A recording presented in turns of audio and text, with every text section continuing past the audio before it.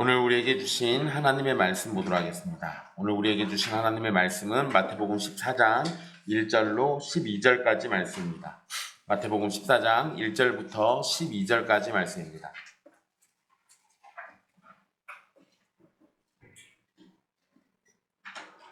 귀하신 하나님의 말씀 받들어서 읽도록 하겠습니다. 그때 분봉왕 헤롯이 예수의 소문을 듣고 그 신하들에게 이르되 이는 세례 요한이라 그가 죽은 자 가운데서 살아났으니 그러므로 이런 능력이 그 속에서 역사하는도다 하더라. 전에 헤롯이 그 동생 빌립의 아내 헤로디아의 일로 요한을 잡아 결박하여 옥에 가두었으니 이는 요한이 헤롯에게 말하되 당신이 그 여자를 차지한 것이 옳지 않다 하였음이라. 헤롯이 요한을 죽이려 하되 무리가 그를 선지자로 여김으로 그들을 두려워하더니 마침 헤롯의 생일이 되어 헤로디아의 딸이 연석 가운데서 춤을 추어 헤롯을 기쁘게 하니 헤롯이 맹세로 그에게 무엇이든지 달라는 대로 주겠다고 약속하거늘 그가 제 어머니의 시킴을 듣고 이르되 세례 요한의 머리를 소반에 얹어 여기서 내게 주소서 하니 왕이 근심하나 자기가 맹세한 것과 그 함께 앉은 사람들 때문에 주라 명하고 사람을 보내어 옥에서 요한의 목을 베어 그 머리를 소반에 얹어서 그 소녀에게 주니 그가 자기 어머니에게로 가져가니라. 요한의 제자들이 와서 시체를 가져다가 장사하고 가서 예수께 아뢰니라. 아멘. 이 말씀은 살아계신 하나님의 말씀입니다. 지난 시간 고향에서 배척받으신 예수님에 대해서 살펴봤습니다. 고향은 대부분 기분 좋은 느낌이 있고 편안한 곳으로 생각하게 됩니다. 하지만 예수님은 고향에서 사람들에게 배척받으셨습니다. 예수님을 배척한 사람들은 믿음 없음이라는 심각한 상태에 놓여 있었지만 그런 사람들을 향해서도 예수님은 복음을 전하러 가셨던 겁니다. 오늘 말씀은 이제 장면이 바뀌게 됩니다. 등장하는 인물도 예수님은 이름만 언급될 뿐이고 어떤 행동을 하시거나 말씀을 주신 것도 아닙니다. 오늘 말씀의 주요 인물은 분봉왕 헤롯, 그리고 그의 아내 헤로디아, 그리고 헤로디아의 딸, 그리고 세례 요한입니다. 물론 세례 요한은 목만 등장합니다. 이게 좀 슬픈 얘기인데요. 예수님이 사역하는 당시 분봉왕인 헤롯이 예수님의 소문을 듣게 됩니다. 예수님이 하신 말씀과 행하신 기적에 관한 이야기를 들었을 겁니다. 예수님이 고향에서는 배척받고 계시지만 그 밖의 지역에서는 대단한 인물로 소문이 나고 있었던 겁니다. 그래서 오늘 말씀 아닌데 13절 말씀에 가보시면 이 예수님을 따라서 무리가 따라갔다라는 기록이 있습니다. 그러니까 예수님의 말씀을 듣고 예수님의 기적을 경험하고 은혜를 받고자 사람들이 이렇게 많이 따라다녔던 겁니다. 그러니까 나사렛이라는 고향에서 배척받은 것과는 분명히 다른 모습이 이 나사렛 이외의 지역에서는 있었던 겁니다. 1절에서 헤롯을 분봉왕 헤롯이라고 부릅니다. 이거는 예수님이 태어날 때 있었던 헤롯이라는 왕과 구분지으려고 하는 거예요. 예수님이 태어날 당시의 헤롯은 우리가 보통 헤롯 대왕이라고 부릅니다. 그리고 그 이후의 왕들은 분봉왕이라는 이름으로 되어 있는데요. 이 분봉왕은 이스라엘 전체를 다스리는 왕이 아니라 일부분을 다스리는 통치자로 그 명칭한 겁니다. 그런데 그건 명칭은 왕이라고 부르긴 하지만 실제로는 왕보다는 좀 작은 권세를 가진 존재예요. 그러니까 여기 헤롯, 분봉왕 헤롯만 있는 게 아니라 또 다른 분봉왕도 있는 거예요. 여기에서 언급되는 헤롯은 헤롯 대왕이라고 불리는 헤롯의 아들, 그리고 이름은 헤롯 안디바입니다. 이 헤롯 안디바는 갈릴리하고 베레아 지역을 다스리는 인물이었습니다. 여기서 베레아는 사도행전에 나오는 그 베레아가 아니라 베레아예요. 약간 다릅니다. 네, 헤롯은 예수님에 관한 소문을 듣고 세례 요한이 살아 돌아왔다라고 말했습니다. 헤롯이 예수님을 세례 요한이라고 부르면서 그가 죽은 자 가운데서 살아났다라는 표현을 쓰는데 이것은 당시 육체의 부활을 믿고 있던 유대적 개념이 반영된 겁니다. 그런데 여러분, 유대인들 중에는 일부는 사두개인들은 부활을 믿지 않아요. 바리새인들은 부활을 믿었습니다. 근데 다수는 바리새인이었어요. 근데 유대인들은 이런 부활을 믿기는 하는데 예수님을 세례 요한이라고 말하는 이 헤롯의 분위기는 반가움보다 두려움이에요. 왜 두렵냐면 혹시 세례 요한이 부활해서 자기를 향해서 보복할까봐. 근데 부활한 존재가 보복하는 이런 개념은 유대인들에게 없습니다. 이거는 로마 제국, 로마의 문화 속에 있는 거예요. 그러니까 이 헤롯은 절반은 유대인이고 절반은 로마의 문화를 가지고 있는 인물입니다. 여기서 이런 능력이라는 표현이 나와요. 그 2절 중간 이후에 이런 능력이 그 속에서 역사하는도다 이렇게 표현하는데, 이런 능력이란 표현을 쓰는 걸 보면 예수님이 능력을 보이신 것에 관해서 이야기를 들었던 게 분명합니다. 그런데 헤롯은 착각하고 있는 게 하나 있는데요. 세례 요한이 기적을 행했다라는 내용은 성경에 없습니다. 물론 세례 요한이 기적을 행했을 수도 있죠. 성경에 기록되지 않은 기적들을 행했을 수도 있습니다. 그런데 설령 기적을 행했다 할지라도 예수님보다 더 능력이 있지는 못했을 겁니다. 하지만 헤롯은 자신이 세례 요한에게 한 일로 인해서 두려움 가운데서 예수님을 부활한 세례 요한으로 착각하고 있는 거예요. 그러니까 지금 이 사람을, 예수님을 바라보는 헤롯의 마음속에는 두려움이라는 게 가득한 겁니다. 자, 헤롯은 세례 요한을 붙잡아서 감옥에 가두게 됩니다. 이에 관한 말씀은 마태복음 4장 12절에 짧게 언급이 됩니다. 헤롯이 요한을 붙잡은 이유는 요한이 헤롯을 비판했기 때문이라고 성경은 암시해주고 있습니다.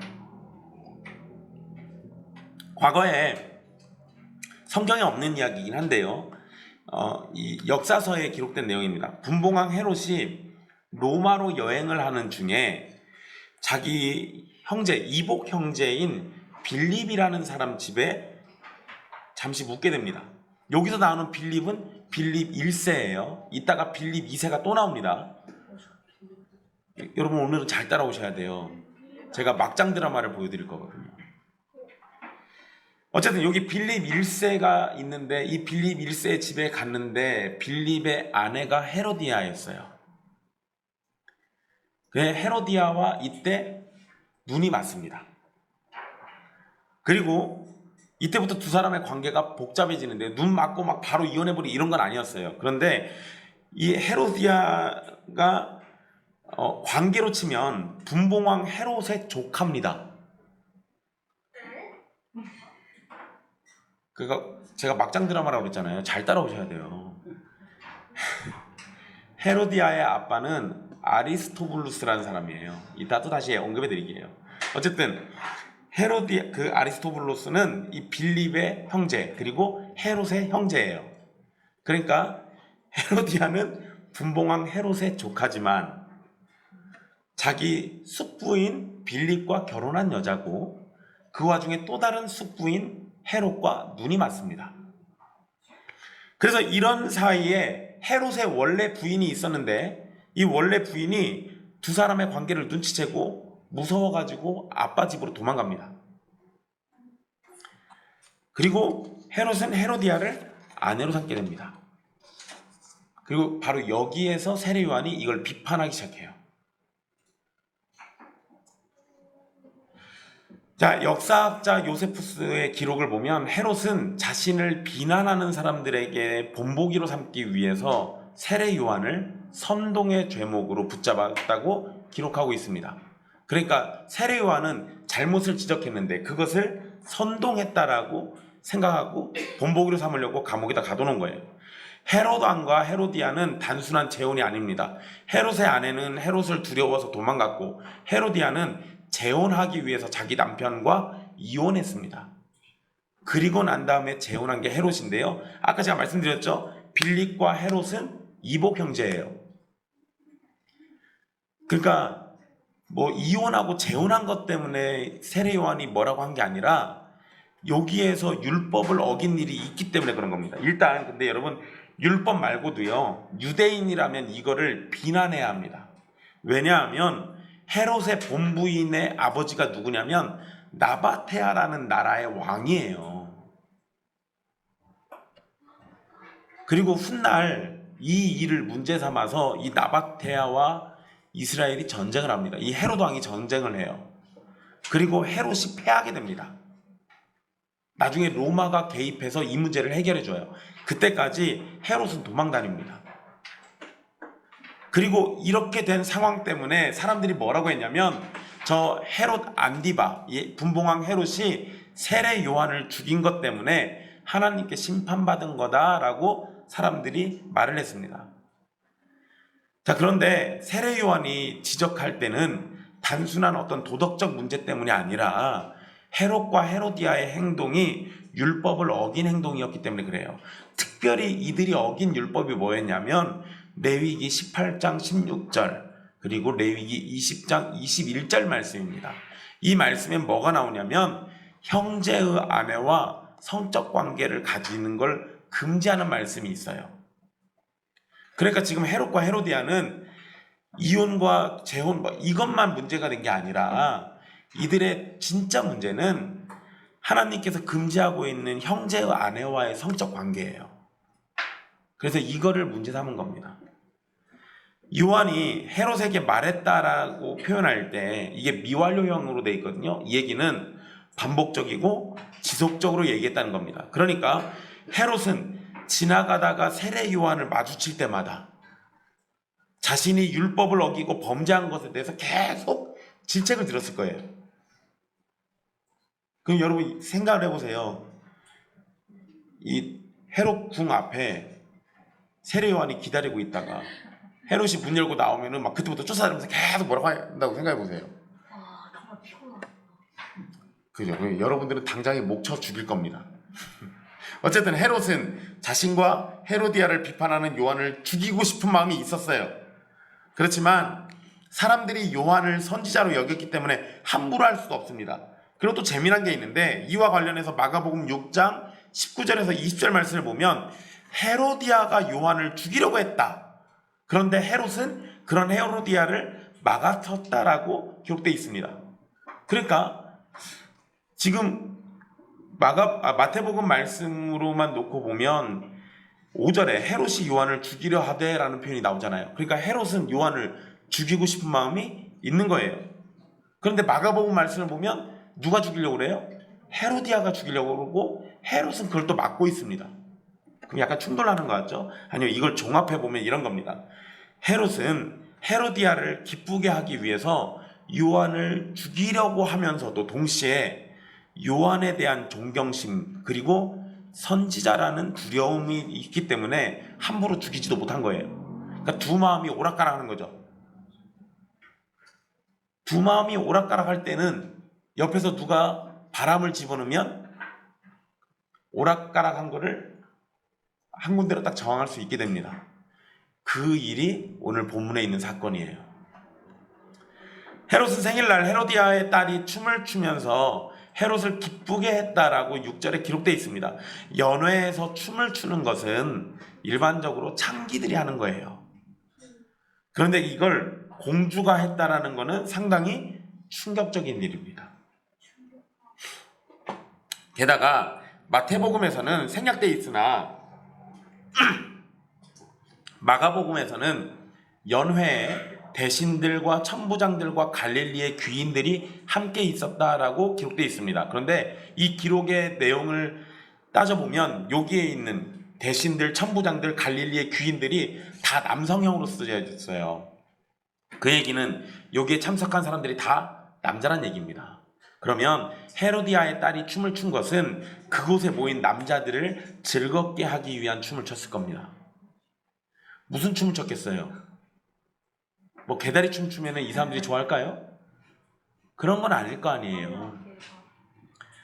자, 헤로디아의 딸이 춤을 춘 게 뭔지는 사실 우리 정확히 모릅니다. 그런데 어쨌든 헤로디아의 딸이 춤을 춘 것은 헤롯에 대한 존경과 사랑 때문이기도 하겠지만 이 반대로 다른 의도들도 충분히 있을 것이고 그리고 그게 무슨 춤이냐, 춤을 춘 게 뭐냐 이거 말고요.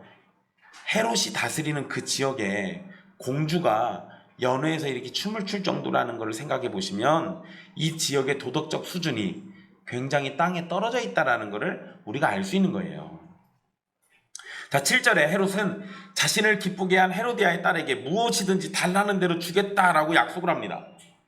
마가복음에서는 뭐라고까지 얘기하냐면 내 나라의 절반까지라도 주겠다라는 말을 했다라고 기록되어 있습니다. 헤롯이 이렇게까지 말하는 걸 보면 분명 헤로디아의 딸이 춤춘 것 때문에 매우 기뻐하고 즐거워했을 겁니다. 그런데 오늘 말씀 8절에 보면 끔찍한 이야기가 나옵니다. 헤로디아의 딸은 헤로디아가 시킨 대로 세례 요한의 머리를 접시에 얹어서 자신에게 달라고 요청하게 됩니다. 우리 성경에는 이 소반이라고 번역되어 있죠. 그거 그냥 음식 담는 접시를 얘기하는 거예요. 헤로디아가 세례 요한을 원수처럼 여겼다고 마가복음에 기록되어 있는데 그렇게 원수처럼 여긴 요한을 죽일 기회가 생겼고 그 기회를 헤로디아는 놓치지 않았던 거예요. 그래서 요한의 머리를 잘라서 접시에 담아서 달라고 요청했던 겁니다. 이건 유대인들의 풍습에는 전혀 없는 모습이에요. 사람 목을 잘라가지고 접시에 달라고요? 이건 말이 안 됩니다. 그런데 당시 로마의 풍습에는 정복자들이 적의 머리를 잘라가지고 전시하는 일이 있었습니다. 그러니까 유대 지역의 통치자인 헤롯에게 헤로디아가 로마의 풍습과 같은 짓을 해달라고 요청하고 있는 거예요. 그리고 여러분, 사람의 머리를 음식 담는 접시에 담아서 달라는 건 이거 마치 뭐처럼 대하겠다는 거예요. 음식, 맛있는 요리처럼 세례 요한의 죽음을 즐기겠다라는 거예요.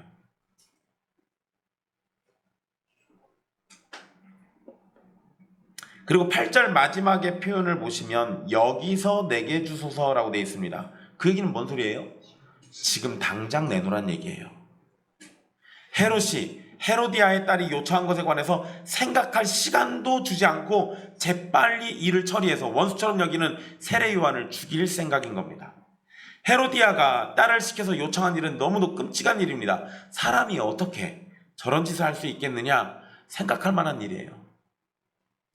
그런데 헤로디아의 딸이 참기처럼 춤을 추는 것도 그렇고 요한의 머리를 달라고 한 것을 보면 헤롯과 헤로디아 그리고 그 자리에 있는 사람들의 도덕성은 철저하게 타락했고 인간성조차 사라졌음을 보여주는 겁니다. 헤롯은 말도 안 되는 요청을 듣고 근심했다라고 9절에 기록되어 있습니다. 사실 여러분, 이러한 일로 근심했다는 것이 이미 헤롯의 상태가 정상이 아니라는 것을 보여주는 겁니다. 여러분, 악한 요청이 있으면 어떻게 하면 돼요? 꾸짖어야죠. 꾸짖어야죠. 하지만 헤롯은 그저 자신이 맹세한 것과 함께 있는 사람들에게 보이는 것 때문에 근심했던 거예요. 다른 것 때문에 근심한 게 아니에요. 결국 세례 요한의 머리를 내주라고 명령합니다. 헤롯은 하나님의 법을 지키는 것보다 자신의 평판과 명예를 더 중시했습니다. 사실 사람은 하나님의 말씀이 언제나 첫 번째여야 돼요. 자신의 평판과 명예는 그 다음 일입니다. 그런데 지금 헤롯은 그 순서가 바뀌어 있어요.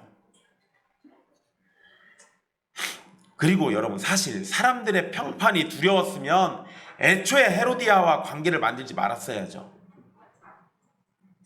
결국 헤롯은 옳고 그른 것을 두고 평판을 생각한 게 아니라 그저 그냥 자신의 명예만 추구하고 자신의 욕망만 따라가고 있는 것뿐이에요. 자, 5절에서 헤롯은 무리를 두려워해서 요한을 죽이지 못했다라고 얘기했는데 9절에서는 함께 앉은 사람들 때문에 요한을 죽이도록 합니다. 헤롯의 중심은 하나님이 아니라 누구예요? 사람입니다. 여러분, 지도자의 마음에 하나님이 없이 사람이 자리하면 그건 망하는 길이에요. 쉽게는 목사의 마음속에 하나님 말고 다른 게 들어앉았으면 범죄하고 망하는 겁니다. 왜 한국에 있는 교회들이 시끄러운 이유가 뭐예요? 목사들 마음속에 돈이 있고 명예가 있고 권력이 있고 그런 게 있으니까 망하는 거예요. 이 당시에 이스라엘 왕이라면, 하나님의 백성들을 다스리는 왕이라면 그의 마음에는 하나님의 말씀이 자리하고 있었어야 돼요. 그런데 그게 아니라 사람이 있었어요. 이건 망하는 지름길입니다. 그리고 그 자체로 범죄예요. 사람들의 눈을 의식하면서 삶을 살아가는 사람은 사람들의 눈이 무서워서 죄를 억제하기도 하지만 사람들의 눈 때문에 죄를 짓는 일도 서슴없이 하게 되는 겁니다. 헤롯은 사람을 보내서 감옥에서 요한의 목을 자르게 시킵니다. 세례 요한은 메시아를 예비하는 위대한 사역을 담당했습니다. 하지만 그의 죽음은 너무도 쉽게 벌어졌고 너무도 허무하게 사라졌습니다. 그런데 사실 요한을 죽이려면 재판을 해야 돼요. 이거 맘대로 하는 거 아니에요. 이거 맘대로 하는 거 아니라고요. 아무리 고대에 막강한 권력을 가진 사람이어도 아무렇게나 사람을 죽이지 못합니다. 여러분, 조선시대 왕들도 함부로 사람 죽이면 안 돼요. 그럴 수 없는 거예요. 간혹가다 그런 왕들이 하나씩 있긴 했지만 그럴 수 없는 겁니다. 재판은 전혀 없었고 헤롯의 마음대로 요한의 목을 잘랐어요. 이것은 엄연한 불법입니다. 재판이 없었기 때문에 불법이란 얘기예요. 그런데 어쨌든 헤롯은 자신이 가진 권한을 넘어서는 일을 행사했고 법안에서 다스리는 법치의 개념도 무시하고 자기 마음대로 권력을 사용했습니다. 헤롯은 사람들의 눈 때문에 자신이 따르고 수호해야 할 법도 무시한 사람이에요. 그러니까 얘는 지도자로서 자격이 없는 겁니다. 자, 11절은 정말로 끔찍한 장면이 기록되어 있습니다. 세례 요한의 머리를 잘라서 접시에 담으라는 요청도 끔찍했는데 그 요청을 따라서 실제 요한이 죽임을 당했고 머리는 잘려서 소반, 즉 접시에 담겼고 헤로디아의 딸인 소녀에게 주어졌다라고 기록되어 있습니다. 네, 여러분 11절에 소녀라고 번역된 단어 있잖아요. 이게 10대 초반의 어린 소녀를 의미하는 단어예요. 그러니까 헤로디아의 딸은 많아야 12살, 13살쯤 됐을 겁니다. 오늘은 안 왔는데 잘해봐야 빛나 정도인 거예요. 그럼 도대체 얘가 무슨 춤을 춘 거고, 그리고 고만한 애가 사람 목이 잘린 접시를 손에 받아가지고 엄마한테 이거 좀 갖다 준 거잖아요. 여러분, 일반적인 사람이라면 죽은 사람의 머리가 담긴 접시를 만지지 못했을 겁니다. 어저께 저희 집에서 백숙을 해 먹었어요. 저녁에 요 미용실 원장님이 토종닭이라고 닭을 주셔가지고 제가 가져가서 혜진자매가 요리해가지고 줬는데요. 그거 하면서 제가 그 준비할 때 제가 옆에서 모주를 준비하고 있었거든요. 근데 모주 준비하다가 싱크대 한 번씩 쳐다볼 때마다 닭이 다리를 쭉 뻗고 있는데 그거 볼 때마다 시겁했어요. 저는 생선도 고기도 잘 못 만집니다. 귀하게 자라가지고 여러분, 죽은 닭조차도 저 심장이 덜컥 내려앉는데 사람 머리를 접시에다가, 이게 지금 상상이 되십니까? 성경에서 자세히 표현을 하지 않지만 이제 막 잘나가지고 왔으니 피가 흥건했을 거고, 그런 머리를 10대 초반인 여자애가 담아가지고 받아서 자기 엄마에게 선물로 주고 있어요.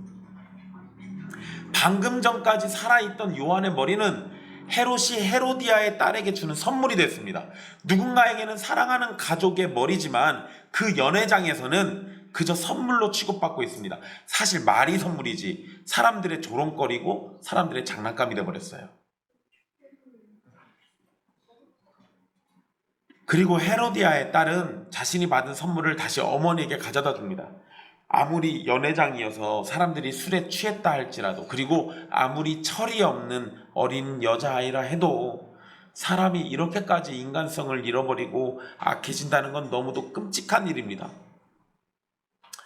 세례 요한의 머리가 이후에 어떻게 됐는지는 우리는 정확히 알 수는 없어요. 그렇지만 요한의 제자들이 와서 시체를 가져다가 장사 지내줬다라는 기록을 보면 아마도 몸과 함께 머리도 장사 지내줬을 겁니다.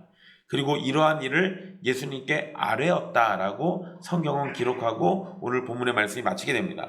자, 이제 이 사건으로 인해서 세례 요한이라는 위대한 선지자의 시간은 완전히 멈췄고, 앞으로는 비교할 수 없는 위대한 선지자이신 예수님의 사역이 계속됩니다. 그리고 다시 14장 처음으로 돌아가시면 이렇게 세례 요한이 죽고 난 후에 예수님의 사역은 계속됐던 거고, 그 사역은 요한이 했던 일보다 더 크고 놀라운 일이었을 겁니다. 그래서 헤롯이 그 소식을 듣고 두려워했던 거예요. 자, 여러분, 분봉왕 헤롯과 헤로디아가 결혼한 것은 그 자체로 성경을 어기는 행위였습니다. 형제의 아내를 범하면 안 되는 거예요. 그런데 여러분, 제가 아까 막장 드라마 얘기해 드렸죠. 자, 여기서 재밌는 거 좀 더 얘기 드릴게요. 여러분, 여기 나이 좀 있으신 분들은 막장 드라마 하면 뭐 생각나세요? 아내의 유혹. 점 찍고 나타나가지고 복수하는. 예, 여러분 잘 들으셔야 돼요. 굉장히 복잡합니다. 분봉왕 헤롯과 헤로디아가 삼촌과 조카의 관계라고 말씀드렸습니다. 예, 이런 관계가 사실 결혼하는 것도 문제지만 동생의 여자를 취해서 결혼한 건 분명히 율법을 어긴 거예요. 그런데 여러분, 헤로디아의 딸까지 이제 여기다 가세하면 이야기가 아주 이상해집니다. 이 소녀의 이름은 성경에 기록되어 있지 않지만 역사가가 기록을 해놨습니다. 이름이 살로메예요. 살로메. 근데 이 살로메까지 집어넣어서 헤로디와의 관계를 보면 진짜 재밌습니다. 살로메는 훗날 자신의 큰 삼촌 빌립과 결혼하게 됩니다. 여기서 나오는 빌립은 빌립 2세예요. 자, 그러니까 살로메가 결혼한 빌립은 헤로디아가 첫 번째로 결혼했던 남편 빌립의 이복 형제입니다. 그러니까 여기까지만 놓고 보면 이제 헤로디아와 살로메의 관계는 어머니와 딸인 동시에 뭐가 되냐면 동서예요. 왜냐면 같은 남자, 형제들의 부인이 됐으니까. 그런데 헤로디아는 자신의 남편인 빌립, 그 빌립의 이복 형제인 아리스토블루스의 딸이에요. 뭔가 막 복잡해지죠. 그냥 쉽게 생각하시면 됩니다. 그냥 그것만 만약에 집어넣어서 이해를 하면 헤로디아와 살로메의 관계는 뭐가 되냐? 어머니와 딸인 동시에 동서 관계이고 숙모와 조카 사이가 됩니다.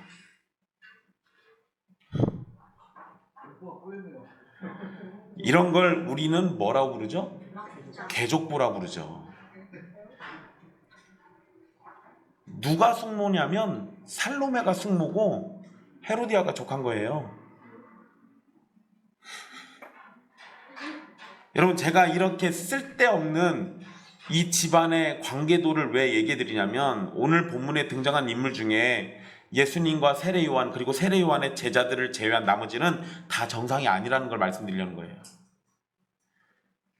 사실 헤롯과 헤로디아의 모습은 이들이 정상이 아니다, 이것만 보여주는 게 아니에요.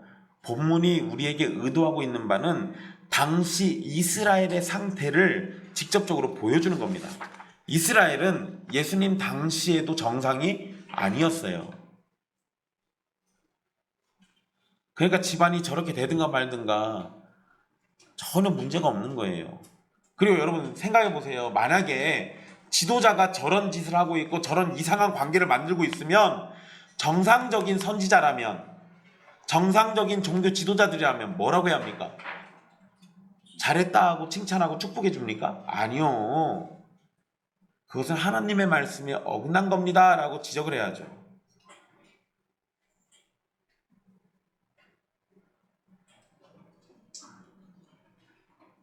어쨌든 이 당시는 정말 정상이 하나도 없는 거예요. 이스라엘은 좋은 평가는 아니지만 구약의 기록으로부터 오늘 본문까지 보면 하나님의 선지자를 박해하고 죽여왔습니다. 세례 요한도 하나님의 선지자로 부름을 받았고 하나님의 말씀을 전파하면서 이전 선지자들처럼 박해와 어려움을 받아야만 했습니다. 이스라엘이 이전 선지자들을 핍박했던 것처럼 세례 요한도 악한 헤롯과 헤로디아로 인해서 핍박과 죽임을 당한 겁니다. 그리고 하나님의 말씀을 전파하는 선지자가 박해와 고난을 받아야 했다면 하나님의 말씀을 따르는 백성들이 박해와 고난을 받는 것은 지극히 당연한 일입니다. 그런데 우리는 세례 요한의 죽음에서 이제 뭘 보게 되냐면 예수님의 죽음까지도 보게 돼요. 사실 세례 요한의 죽음과 예수님의 죽음에는 유사성이 굉장히 많습니다. 그것만 얘기해 드려도 따로 한 편 설교를 작성해야 할 정도예요.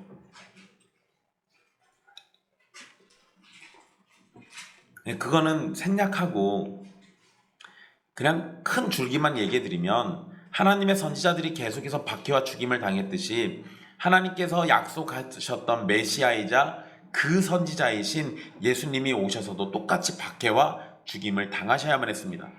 예수님은 사람들의 환영도 받지만 자기 고향에서 반대를 받으면서 선지자들의 모습을 계속해서 보이고 계신 거예요. 또한 세례 요한을 죽인 사람들은 하나님을 두려워하는 일이 없었습니다. 사실 세례 요한은 예수님의 길을 예비하는 자로 예수님의 모습과 연결되는 게 많아요. 하나님의 나라를 선포했고 회개를 요구했고 의로운 메시지를 선포하다가 체포됐고 고난받다가 결국 죽임을 당했습니다. 이러한 가운데 요한과 예수님을 핍박하고 죽인 사람들은 하나님을 두려워하지 않고 오히려 죄를 더하기만 했습니다. 예수님을 죽인 사람들과 그 과정을 잘 생각해 보십시오. 죄가 없으신 예수님을 죽이기 위해서 없는 죄까지 만들어서 모함했고 판결을 내리는 권세자들은 사람들의 눈치만 살피면서 자신의 명예가 떨어질 것을 염려했습니다. 예수님 당시 이스라엘에게 하나님의 율법은 아무것도 아닌 거였고 그저 자신들의 정당성을 주장하기 위한 하나의 수단이었습니다. 죄를 죄로 여기지 못하고 더 큰 죄를 짓는 자들은 계속해서 더욱 악한 죄로 자신을 더럽힙니다. 하나님의 진노와 심판에 관해서 생각하지 않는 자들은 죄를 짓는 거예요. 그것도 아주 끔찍한 죄를 짓고 죄에 죄를 더하면서 더욱 악해져 가는 겁니다. 그런데 여러분, 헤롯이 예수님의 소식을 듣고 세례 요한이 부활한 것이라고 생각했던 것은 바로 자신이 지은 죄 때문에 두려웠던 겁니다. 즉 뭐냐면 율법의 주인이신 예수님의 사역은 죄인들에게 두려움을 가져온다는 거예요. 이건 오늘날도 마찬가지입니다. 우리가 복음을 전할 때 믿지 않는 자들은 우리의 복음이 귀에 거슬릴 겁니다. 그리고 그들이 우리의 복음을 제대로 마주한다면 자신들은 두려움에 빠질 거예요. 택함받은 자들에게 예수님의 말씀과 기적은 두려움을 주기도 하지만 그들에게 찾아오는 두려움은 생명의 역사를 일으키고 회개와 믿음이라는 역사를 일으킵니다. 하지만 죄의 상태에 있는 자들에게 예수님의 말씀과 기적은 두려움과 거부라는 반응을 일으키고 그 앞에 나가서 회개하기보다 죄를 더 짓게 돼요. 택함받은 사람들에게 예수님의 말씀은 뭐를 먼저 가져온다고요? 두려움이요. 그런데 택함받은 자들은 두려움에서 멈추지 않아요. 그 뒤에는 생명의 역사가 찾아오게 돼 있습니다. 그래서 회개와 믿음이 나타난다고요. 근데 택함받지 못한 자들은요, 두려움과 거부라는 반응이 나타나고 거절과 박해라는 행동이 나타납니다. 확연히 차이가 나요. 분명히 다른 겁니다. 그러니 여러분이 성경 말씀을 읽고 듣고 배울 때 여러분 안에 생기는 감정이 무엇인지 생각해 보십시오. 또한 성경을 듣고 난 후에 여러분의 반응은 무엇인지 생각해 보십시오. 하나님의 말씀을 듣고 회개와 믿음으로 나가고 있는지 아니면 무시와 반대와 거부로 저항하는지 생각해 보라는 겁니다. 만약에 여러분 설교 시간에 말씀을 듣고도 또는 성경을 마주다하고 성경 말씀을 듣고 난 후에도 아무런 생각도 들지 않는다면 그것은 죄인의 상태와 같은 겁니다. 왜냐하면 거부만 있는 게 아니라 무시도 있거든요. 하나님의 말씀이 여러분의 양심을 자극하고 죄를 지적해서 영혼이 슬프고 괴로워하며 하나님의 은혜를 구하는 자리로 나가게 되기를 소망하십시오. 헤롯이 요한의 지적을 받았을 때 이렇게 했더라면 이 사람은 구원의 자리로 나가는 사람이었을 거예요. 그런데 이렇게 하지 않고 마음속에 근심과 번민은 있을지 몰라도 결국은 자기의 죄를 위해서 요한을 죽이잖아요. 구원받지 못한 사람이 그런 행동을 보이는 겁니다. 헤롯과 헤로디아 그리고 어린 소녀는 원수처럼 여기던 요한을 죽였으니 승리했다고 생각할지도 모릅니다. 당장은 그들이 원수인 요한을 죽였다고 기뻐했을지도 모르겠지만 성경은 그들이 죄인임을 기록했고 또 역사는 요한을 선지자로 기억하고 헤롯과 헤로디아는 끔찍한 죄인으로 기억하고 있습니다. 여러분, 오늘 본문의 내용을 가지고 설교하는 설교자는 많지 않습니다. 하지만 본문의 내용으로 그림, 조각, 문학, 오페라, 연극, 다양한 형태로 이 본문의 사건이 사람들에게 알려지고 있어요. 그리고 그 안에서는 헤롯과 헤로디아의 악행이 사람들에게 계속 기억되면서 조롱거리로 삼아지고 있습니다.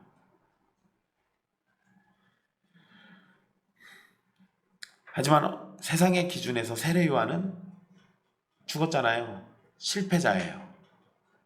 세상의 기준에서.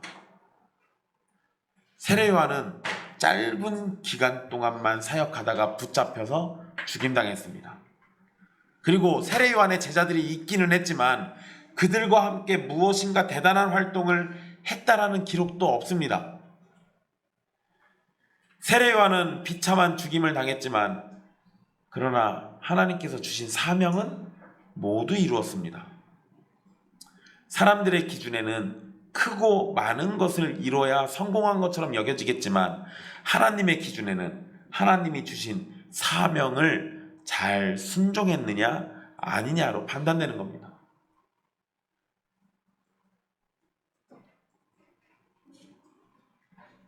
사랑하는 형제자매 여러분, 세상의 기준으로 여러분의 인생을 판단하지 마십시오. 세상은 헤롯과 헤로디아의 방향으로 흘러가고 있습니다.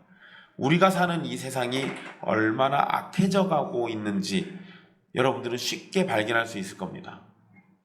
이런 세상의 기준으로 우리가 평가받는 것을 기뻐하지 마십시오. 물론 세상이 완전히 악하고 모든 것이 쓸모없는 것은 아니지만 세상이 하나님의 기준과 다르다라는 것은 분명한 사실입니다. 그러니 세상의 기준 그 안에서 여러분의 인생을 바라보지 마십시오. 하나님께서 예수 그리스도 안에서 우리를 하나님의 자녀로 살게 하셨습니다. 우리는 헤롯과 헤로디아처럼 악한 본성을 가진 사람들이었으나 하나님의 은혜로 새로운 피조물이 됐고 이제 하나님의 뜻대로 살도록 우리를 부르고 계십니다. 그러니 이제 우리에게 요구되는 것은 세상의 기준을 따른 평판과 칭송이 아니라 하나님이 주신 사명에 순종하는 겁니다. 그것이 세상의 기준에 아주 작고 하찮아 보여도 하나님이 우리를 부르신 그 자리에서 순종하는 것이 우리가 즐거워해야 할 모습입니다. 우리는 거룩한 백성으로 부름을 받았고 하나님의 자녀로 살도록 명령받았습니다. 우리를 순종으로 살도록 만드시려고 예수 그리스도가 오셨고 박해와 죽임을 당하시면서도 하나님께 완전한 순종을 보이셔서 예수님이 우리의 구원을 다 이루신 거예요. 이제 예수 그리스도 안에서 우리도 예수님의 순종을 따라서 순종할 것이 요구되는 겁니다. 물론 그 순종으로 여러분이 구원받는 거 아닙니다. 구원은 순전히 예수 그리스도의 완전한 순종 안에서 다 이루어진 거예요. 그런데 그 은혜를 누리는 사람들은 여전히 예수 그리스도 안에서 순종의 삶을 살라고 요구받는 겁니다. 그리고 하나님이 자녀로 우리를 부르신 우리에게 그러한 순종을 요구하시는 건 지극히 당연한 거고 그 순종으로 나아가는 것도 우리의 마땅한 모습입니다. 세례 요한처럼 죽임을 당해야 한다면 주님이 주신 사명 안에서 죽임을 당하십시오. 그것이 우리에게 마땅한 일입니다. 세상의 웃음거리가 되더라도 하나님께 순종하는 것이 우리가 살아야 할 모습임을 절대로 잊지 마십시오. 세상은 우리를 비웃어도 하나님은 우리를 반기실 겁니다. 그리고 세상이 우리를 멸시해도 하나님은 우리를 온 우주보다 소중히 여기십니다. 그러니 여러분의 목숨을 다 바쳐서 하나님께 순종하는 삶을 사십시오. 그 일을 위해서 우리를 부르셨고 자녀 삼으셨고 천국으로 인도해 주시는 겁니다. 기도하겠습니다.